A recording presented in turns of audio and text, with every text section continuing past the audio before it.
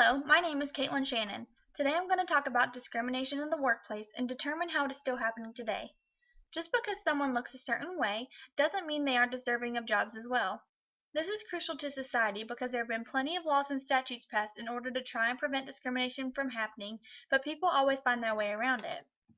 Here's some reasons why it's important. This topic is interesting because everyone deserves to have a job no matter who you are, and just because an employer doesn't like something about you doesn't mean you should be denied a job.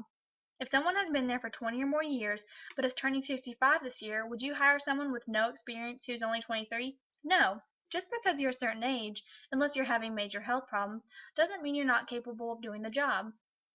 I will also discuss other forms of discrimination here in a moment.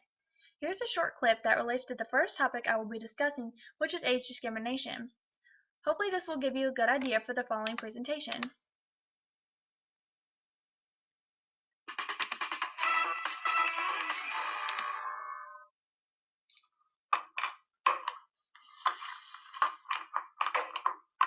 Rachel, you're doing great. How about a promotion? Oh my gosh!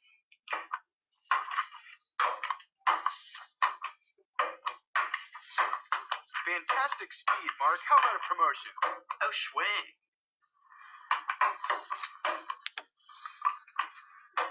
Hey, Ashley, how about a promotion? Yes! You look like my grandpa. Always passing on the older guy.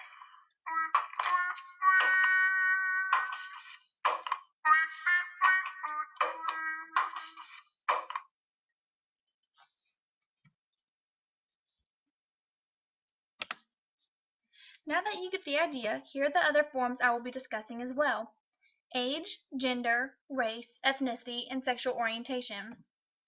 As I mentioned, the first form I would like to talk about is age discrimination. The current statute that is being enforced today is the ADEA, which protects workers 40 and over from being discriminated against.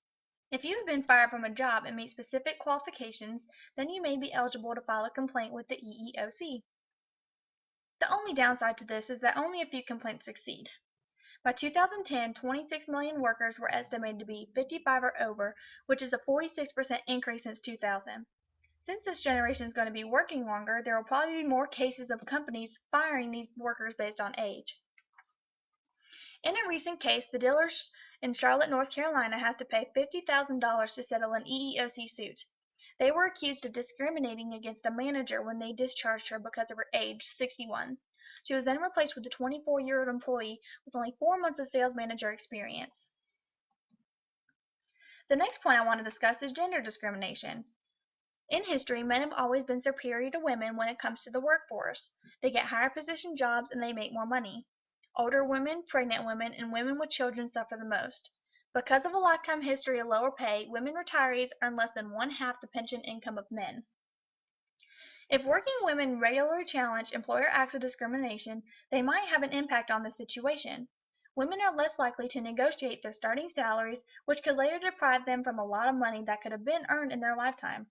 Only 7% of women graduate students negotiated their wages, where 57% of men did. Women made up 46.5% of the workforce in 2000.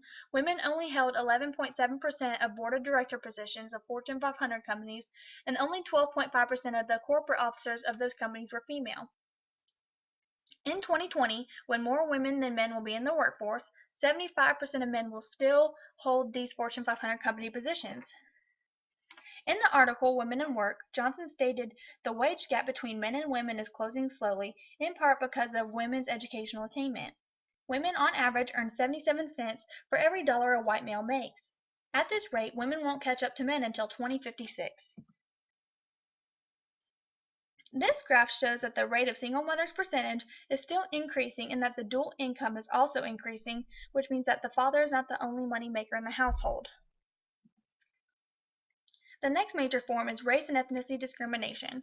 Minorities continue to lag behind whites in most conventional measures of success. By 2043, whites will no longer make up the majority of the U.S. population.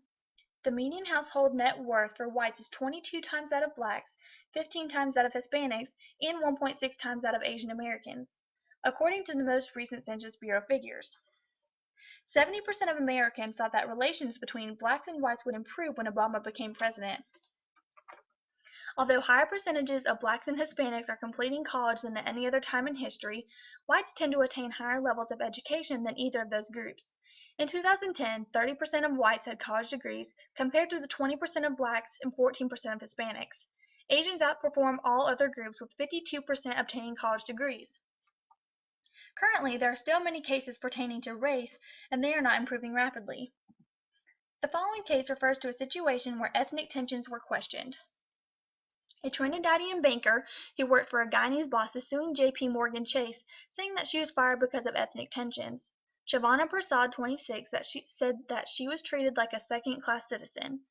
Prasad says she was insulted after she complained to a Guyanese manager after witnessing two co-workers having sex near a coffee machine in March 2009. You Trinists need to mind your own business, she was told, according to court papers. Guyanese co-workers got prize schedules while Prasad worked 6-day weeks to combat her boss's prejudices. I had a job, and I needed to keep it, especially in this economy, she said.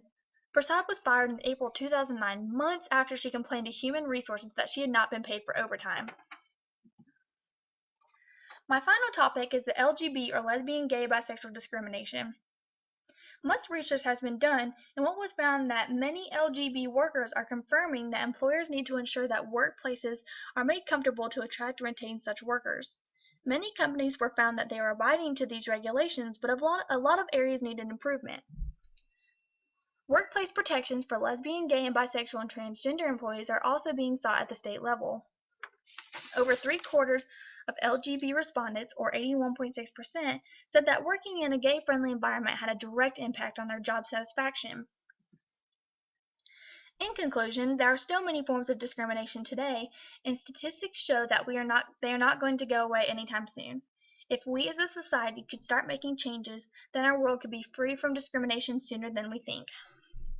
Thank you for listening, and I hope that this presentation will make everyone aware of the steps we need to take in order to solve this problem.